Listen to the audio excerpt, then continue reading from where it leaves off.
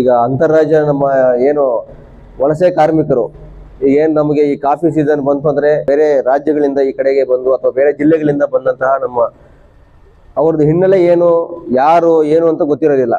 ಅಲ್ಲಿ ಏನಾದರೂ ಅಫೆನ್ಸ್ ಮಾಡಿ ಈ ಕಡೆ ಬಂದು ಬಚ್ಚಿಟ್ಕೊಳ್ಳುವಂಥದ್ದು ಸುಮಾರು ಪ್ರಕರಣಗಳು ನಮಗೆ ಆಗ್ತಾ ಇದಾವೆ. ಈಗ ಇತ್ತೀಚೆಗೆ ನಾವು ಬೆಳಗುಳ ನೋಡಿದಾಗ ಸುಮಾರು ಜನರದ ಮನೆಗಳಲ್ಲಿ ಈಗ ವಲಸೆ ಕಾರ್ಮಿಕರು ಎಂತ ಮನೆಗಳಂದ್ರೆ ಮನೇಲಿ ಇರಕ್ಕೆ ಆಗಲ್ಲ. ನೀವು ಅಂತ ಮನೆಗಳನ್ನು ಬಾಡಿಗೆ ಕೊಟ್ಟು ನಮ್ಮವ್ರಿಗೆ ಬಾಡಿಗೆ ಬೇಕು. ಯಾರೊಬ್ರು 4 ಜನ ಬಂತಂದ್ರು ಆಯ್ತು ನೀವು ಮನೆ ಬೇಡಕ ಆಯ್ತು ತಗೊಳ್ಳಿ ನಮ್ಮ ಮನೆ. ಯಾರೋ ಅವ್ರು ಮೇಸ್ತ್ರಿ ಹೇಳಿದ್ರು ನಮ್ಮ ಹತ್ರ ಕೆಲಸ ಮಾಡ್ತಾವ್ರೆ ತಗೊಳ್ಳಿ ಅಂತ ಅಲ್ಲಿ ಉಳ್ಕೊಂಡಾಯ್ತು. ಇನ್ನೊಂದಾಯ್ತು ಲಾಸ್ಟಿಗೆ ಸೀತಾದಾಸ್ ಅಂತ ಹೋದ್ಸಲ ಡೆತ್ ಆದ್ರೆ ಇಲ್ಲಿ ಸೀತಾದಾಸ್ ಅಂತ ಲಾಸ್ಟ್ಗೆ ಹಾಸನಲ್ಲಿ ಹಾಸ್ಪಿಟಲ್ ತಗೊಂಡೋದ್ರು.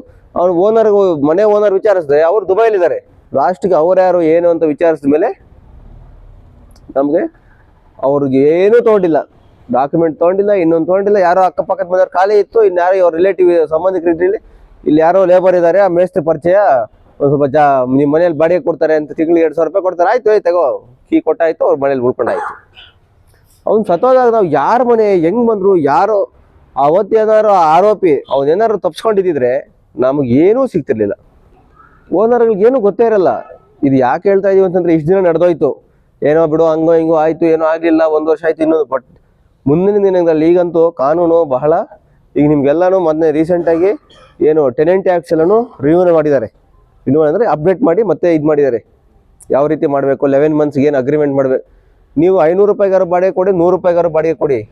ಆದರೆ ನಿಮ್ಮ ಮನೆಯಲ್ಲಿ ಒಬ್ರು ಇಟ್ಕೊಳ್ತೀರಾ ಅಂತಂದ್ಮೇಲೆ ರೆಸ್ಪಾನ್ಸಿಬಿಲಿಟಿ ಯಾರ್ದಾಗುತ್ತೆ? ಮನೆ ಓನರ್ ಆಗುತ್ತಾ? ನೀವು ಸರ್ ನಮಗೆ ಗೊತ್ತೇ ಇಲ್ಲ ಸರ್, ಇವತ್ತು 1-2 ಕಡೆ ನಾನು ಯಾವುದೋ ಒಂದು ಮಾಜಾರಿತ್ತು ಹೋಗಿದ್ದೆ, ಬಾಡಿಗೆ ಮನೆ ಇದ್ರು. ಅವರು ಬಾಡಿಗೆ ಮನೆಯವರು ಕೋಆಪ್ರೇಟೇ ಮಾಡಲ್ಲ. ಸರ್ ಅವ್ರ ಬಾಡಿಗೆ ಇದ್ದು 6 ತಿಂಗಳು ಆಯ್ತು ಸರ್, ನಾವೇ ರೆಸ್ಪಾನ್ಸಿಬಿಲಿಟಿ ಆಗ್ತೀವಿ ಸರ್ ಅಂತಾರೆ. ನೀವು 10 ವರ್ಷ ಆಗಲಿ ನೀವೆಲ್ಲ ನೋಡ್ತಾ ಇದ್ದೀರಾ. ಈಗ ಲಾಸ್ಟ್ ಟೈಮು ದೆಹಲಿನಲ್ಲಿ ಆದ ಬಾಂಬ್ ಸ್ಫೋಟ ನೋಡಿದಿರ ನೀವೆಲ್ಲಾನು. ನಿಮ್ಮ ವಸ್ತುಗಳು ನೋಡಿ, ಕಾರ್ ಆಗಿರ್ಬೋದು, ಬೈಕ್ ಆಗಿರ್ಬೋದು, ಸೇಲ್ ಮಾಡ್ತೀರಿ ಬೇರೆಯವ್ರಿಗೆ ಅಂತಂದ್ರೆ ಆ ಕಾರ್ಗೆ ಅದು NOC ಆಗಿ ಅದು ಅವ್ರ ಹೆಸರು ಟ್ರಾನ್ಸ್ಫರ್ ಮಾಡಿಸ್ಕೊಳ್ಬೇಕಾಗಿರೋದು ಅವ್ನ ಜವಾಬ್ದಾರಿ. ನೀವು ಮಾಡಿಸ್ಕೊಳ್ಳೇಬೇಕು, ನಿಮ್ದು ಜವಾಬ್ದಾರಿ ಅದು. ಸರ್ ಅವ್ನಿಗೆ ಕಾರ್ ಮಾರಿದ್ದೀನಿ ಸರ್, ನನಗೆ ಹೆಂಗೆ ಗೊತ್ತು ಸರ್? ಇಲ್ಲಿಂದ ಕಾರ್ ಮಾರಿದ್ರಿ ನೀವು, ಅದು ಡೆಲ್ಲಿಗೆ ಹೋಯ್ತು ಅಥವಾ ಬಿಹಾರ್ಗೆ ಹೋಯ್ತು, ಎಲ್ಲಿಗಾರು ಹೋಗ್ಲಿ, ಅಲ್ಲೇನಾರು ಆಕ್ಸಿಡೆಂಟ್ ಆಯ್ತು ಅಂದ್ರೆ ನಿಮ್ಮನ್ನ ಎಳ್ಕೊಂಡು ಹೋಯ್ತಾರೆ. ಯಾಕಂದ್ರೆ ಓನರ್ ಗಾಡಿ ನೀವು ಇರ್ತೀರ, ಹೌದಲ್ವಾ? ಅದೇ ರೀತಿ ಮನೇನೂ ಅಷ್ಟೇ. ನಿಮ್ಮ ಮನೆಯಲ್ಲಿ ಏನಾದ್ರೂ ಆಯ್ತು ಅಂದ್ರೆ ಓನರ್ ನೀವು ಅಂತಂದ್ರೆ ನೀವು ಸ್ಟೇಷನ್ ಸುಧಾರಲೇಬೇಕು. ನೀವು ಸಾಕ್ಷಿ ಹೇಳಕ್ಕಾರ ಆಗಬೇಕು, ಅವ್ರಿಗೆ ಅಟ್ಲೀಸ್ಟ್ ನಮ್ಮ ಮನೇಲಿ ವಾಸ ಇದ್ದಾರೆ ಅಂತ ಹೇಳಕ್ಕಾರ ನೀವು ಕೋರ್ಟ್ಗೆ ಬರಬೇಕು. ಅಷ್ಟು ಜವಾಬ್ದಾರಿ ನಿಮ್ಮ ಮೇಲೆ ಇದೆ. ಇಲ್ಲ ಬಾಡಿಗೆ ಕೊಡಬಾರ್ದು ನಿಮ್ಮ ಮನೆ ಅಷ್ಟೇ. ಬಾಡಿಗೆ ಕೊಟ್ಟ ಮೇಲೆ ನೀವು ರೆಸ್ಪಾನ್ಸಿಬಿಲಿಟಿ ಇದೆ, ನೀವೇ ಅದನ್ನ ವಹಿಸ್ಕೊಳ್ಳೇಬೇಕದು. ನೀವು ಅದು ಬಿಟ್ಬಿಟ್ಟು ಈಗ ನಾವು ನೆಕ್ಸ್ಟ್ ಏನೀಗ 10ನೇ ತಾರೀಕು ಮೇಲ್ಗಡೆ ಒಂದು ಕಡೆಯಿಂದ ಚೆಕ್ ಮಾಡ್ತೀವಿ, ಒಂದು ಕಡೆಯಿಂದ, ಹೌದಲ್ಲೇನಪ್ಪ? ನೀವು ಬೀಟವ್ರು ಒಂದು ಕಡೆಯಿಂದ ಪ್ರತಿ ಮನೆಗೂ ಭೇಟಿ ಮಾಡಬೇಕು ಒಂದು. ಮತ್ತೆ ಈಗ ನೀವು ಎಷ್ಟು ಜನ ಇದ್ದೀರ, ಲಾಸ್ಟ್ ಟೈಮ್ ನಾನು ಇಲ್ಲೇ ಮೀಟಿಂಗ್ ಮಾಡಿ ಹೇಳಿದೆ, ದಯವಿಟ್ಟು ನೀವು ಮಾಹಿತಿ ಕೊಡಿ. ನಮಗೆ ಯಾವ ಧರ್ಮದವರು ಯಾರು ಅಂತ ಏನ್ಬೇಡ, ನಮಗೆ ಯಾರು ಬಾಡಿಗೆ ಮನೆ, ನಮ್ಮ ಲೋಕಲ್ ಅವ್ರು ಇರ್ಲಿ ಬೇಕಾರೆ. ಸುಮಾರು ಜನ ನಮ್ಮ ಲೋಕಲ್ ಅವರೇನೆ ರೆಂಟ್ ಅಗ್ರಿಮೆಂಟ್ ಮಾಡ್ಕೊಳ್ಳಲ್ಲ, ವಿಶ್ವಾಸದಲ್ಲಿ ಇದ್ದಾಗ ಕೊಟ್ಬಿಡ್ತಾರೆ. ನಾಳೆ ಈಗ 1-2 ಕೇಸ್ ಆಗಿದೆ KSRTC ಬಸ್ ಸ್ಟ್ಯಾಂಡ್ ಹಿಂದ್ಗಡೆ. ಇಬ್ರು ಚೆನ್ನಾಗಿದ್ರು, ಅವಾಗ ಬಾಡಿಗೆ ಕೊಟ್ರು, ಈಗ ಅವ್ನು ಮನೆ ಬಿಡ್ತಿಲ್ಲ. ಅವ್ನು ನಂದೇ ಮನೆ ಸರ್, ಇದು ನಾನು ಇಷ್ಟು ಲಕ್ಷ ದುಡ್ಡು ಕೊಟ್ಟಿದ್ದೀನಿ, ನನಗೆ ಅಗ್ರಿಮೆಂಟ್ ರಿಜಿಸ್ಟರ್ ಮಾಡ್ಕೊಡ್ತೀನಿ ಅಂತ ಹೇಳಿದೆ. ಅವರು ಇಷ್ಟು ದುಡ್ಡು ಕೊಟ್ಟಿದ್ದೀನಿ ಅಂತಾರೆ. ಅವ್ರು ಕೇಳಿದ್ರೆ ಸರ್ ನಮ್ಮ ಮನೆ ಸರ್, ಬಿಡ್ಸಕ್ಕಾಯ್ತಿಲ್ಲ ಕೇಳಿ. ಈಗ ಮನೆಯನ್ನ ಒಂದು ಮನೆಗೆ ಅವ್ನು ಸೇರಿಸ್ಕೊಂಡ್ಮೇಲೆ ಬಿಡ್ಸಕ್ಕೆ ಯಾರಿಗೂ ಅಧಿಕಾರ ಇಲ್ಲ. ಕೋರ್ಟ್ಗೆ ಹೋಗ್ಬೇಕು. ಈಗ ಕೋರ್ಟ್ಗೆ ಹೋಗಿ ಕೋರ್ಟಿಂದ ಆರ್ಡರ್ ಮಾಡಿಸಿ ಆಮೇಲೆ ನಾವು ಹೋಗಿ ಬಿಡಿಸ್ಬೇಕು ಆ ಮನೇನೀಗ. ಎಷ್ಟು ವರ್ಷ ಆಗುತ್ತೆ ಅಷ್ಟೊತ್ತಿಗೆ? ಅಲ್ವಾ? ಅದೇ ನೀವು ಕರೆಕ್ಟಾಗಿ ಅಗ್ರಿಮೆಂಟ್ ಫಾಲೋ ಮಾಡಿ ಕ್ಲೀನಾಗಿ ಅವ್ರದ್ದು ಅಡ್ವಾನ್ಸ್ ಇಸ್ಕೊಂಡು ತಿಂಗಳು ಬಾಡಿಗೆ ಇಸ್ಕೊಂಡು, ಡಿಸಿಪ್ಲಿನ್ ಅನ್ನೋದು ಮನುಷ್ಯನಿಗೆ ಅದಕ್ಕೆ ಇಂಪಾರ್ಟೆಂಟು. ನೀವು ಅದು ಯಾವ ವಿಚಾರ ಆದರೂ ತಗೊಳ್ಳಿ, ನೀವು ಬಾಡಿಗೆ ಕೊಡೋ ವಿಚಾರ ಆಗಿರ್ಬೋದು, ಗಾಡಿ ವಿಚಾರ ಆಗಿರ್ಬೋದು, ನಿಮ್ಮ ದೈನಂದಿನ ಜೀವನದಲ್ಲೂ ಅಷ್ಟೇ. ಈಸಿಯಾಗಿ ಏನೋ ಸಿಗ್ತದೆ ಅಂದ್ರೆ ಅಲ್ಲಿ ಯೋಚನೆ ಮಾಡ್ಬೇಕು ನಾವು, ಯಾಕೋ ಏನೋ ಮಿಸ್ಟೇಕ್ ಹೊಡಿತದೆ ಇದು ಅಂತ. ನಮ್ಮವ್ರು ಈಸಿಯಾಗಿ ಕೊಡ್ತೀವಿ ಅಂತಂದಾಗ ಬೇಗ ಹೋಗ್ಬಿಡ್ತಾರೆ. ಈಸಿಯಾಗಿ ದುಡ್ಡು ನೀವು ಇವತ್ತು ತಿಂಗಳು 1,000 ಕೊಡಿ, ನೆಕ್ಸ್ಟ್ 1 ಲಕ್ಷ ಕೊಡ್ತೀನಿ ಅಂದ್ರೆ ಅವ್ರು ಇದಾದ ಭಾರಿ ಚೆನ್ನಾಗಿದೆ, ಹೆಂಗ್ ಕೊಡ್ತಾನೆ 1 ಲಕ್ಷ ಅಂತ ಯೋಚನೆ ಮಾಡಲ್ಲ. ತಿಂಗಳಿಗೆ ನಾವು ಕಷ್ಟಪಟ್ಟು ದುಡಿದ್ರೆ ಅದು ಆಗಲ್ಲ. ಸರ್ಕಾರದಿಂದ ಕೊಡೋದೇ 1 ಲಕ್ಷ ಬಿಟ್ರೆ 8,000 ರೂಪಾಯಿ ಕೊಡ್ತಾರೆ ವರ್ಷಕ್ಕೆ. ಏನು ರೆಂಟು ನಮ್ಮ ದುಡ್ಡಿಗೆ ಏನಂತ ಅದು ಬಡ್ಡಿ. ಇಂಟ್ರೆಸ್ಟ್ ಕೊಡೋದು. ಅಂಥದ್ದು ಯಾವನೋ ಒಬ್ಬನಿಗೆ ನಾವು ತಿಂಗಳಿಗೆ 10,000 20,000 ಕೊಟ್ಟ ತಕ್ಷಣ 1 ಲಕ್ಷ ಕೊಟ್ಬಿಡ್ತೀನಿ ಒಂದೇ ಸಲ ಅಂತ ಹೆಂಗಂತಾನೆ? ಹೌದಲ್ವಾ? ಯೋಚನೆ ಮಾಡ್ಬೇಕಲ್ವಾ? ಯಾವನೋ ಬಂದ ಏನೋ ಹೇಳ್ದ, ದುಡ್ಡು ಕೊಡ್ತಾವೆ, ನಾವು ಇಷ್ಟು ಕೊಡ್ತೀವಿ, ಅದು ಮಾಡ್ತೀವಿ. ಈ ಸ್ಪಾಂಜಿ ಸ್ಕೀಮ್ಸ್ ಅಂತಿದಾವೆ, ಸ್ಪಾಂಜಿ ಸ್ಕೀಮ್ಸು. 1,000 ಕಟ್ಟಿ ತಿಂಗಳಿಗೆ ನೀವೊಬ್ಬರು ಸೇರ್ಕೊಳ್ಳಿ, ನಿಮ್ಮ ಫ್ರೆಂಡನ್ನ ಸೇರಿಸಿ, ನಿಮ್ಗೊಂದು ಪಾತ್ರ ಕೊಡ್ತೀವಿ, ಅವ್ನಿಗೊಂದು ಪಾತ್ರ ಕೊಡ್ತೀವಿ, ಮತ್ತೆ ನಿಮ್ಗೆ ತಿಂಗಳ ದುಡ್ಡು ಕೊಡ್ತೀವಿ ಅನ್ನೋದು. ಏನು ದುಡ್ಡು ಅಂದ್ರೆ ಪಾತ್ರದಲ್ಲಿ ಬರೀ ಆಗ್ತದ? ಹೆಂಗ್ ಕೊಡ್ಬೇಕು ಅವನು? ಯೋಚನೆ ಮಾಡ್ಬೇಕಲ್ಲ ನಮ್ಮವರು. ಫೈಂಡ್ ಅವನಿಗೂ ಸ್ವಲ್ಪ ನೋಡ್ತಾನೆ, ಗೆಲಾಟಕ್ಕೆ ಒಳ್ಳೆ ಕಲೆಕ್ಷನ್ ಆದ್ಮೇಲೆ ಎತ್ಬಿಡ್ತಾನೆ ಕೈ. ನನಗೆ ದುಡ್ಡು ಬಂದಿರುತ್ತೆ, ಅವ್ರಿಗೆ ಗೊತ್ತಿರುತ್ತೆ ಅದು. ನಾನು ಹೇಳಿರ್ತೀನಲ್ಲ ನಾನೇ, ನನ್ಗೆ 20,000 ಬಂದು ತಿಂಗಳಿಗೆ ನೋಡು ಅಂತ ಜೀವ ಬಂದು ನಾನು ಇಟ್ಕೊಂತಾರೆ. ಲಾಸ್ಟ್ ನಾನು ಕಟ್ಟಿದ ದುಡ್ಡು ಹೋಯ್ತು, ನಾನು ದುಡ್ಡು ಇವ್ರಿಗೆಲ್ಲ ಕೊಡ್ಬೇಕಲ್ಲ. ಇದು ಅಗ್ರಿಗೋಲ್ಡ್ದು ಭಾರಿ ವ್ಯವಹಾರ ಆಯ್ತು ಇದು. ಸುಮಾರು ಜನ ಮನೆ ಬಿಟ್ಟು ಹೋದ್ ಊರೇ ಬಿಟ್ಟು ಹೋಗ್ಬಿಟ್ರು. ಇತ್ತೀಚೆಗೆ ಇದು ಶೇರ್ ಮಾರ್ಕೆಟ್ ಬಂದ್ಬಿಟ್ಟಿದೆ.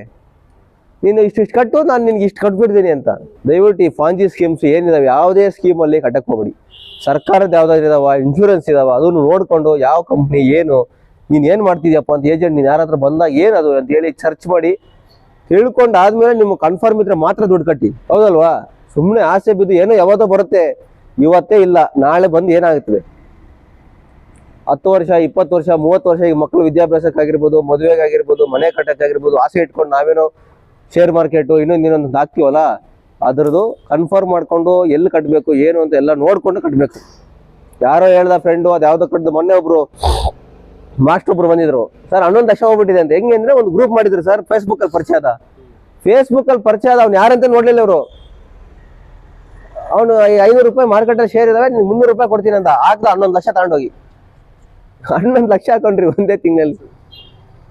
ಅವನು ಕ್ಲೋಸ್ ಮಾಡ್ಬಿಟ್ಟ, ಇವನ್ನ ಡಿಲೀಟ್ ಮಾಡ್ಬಿಸಾಕ್ದ ಆ ಗ್ರೂಪಿಂದ.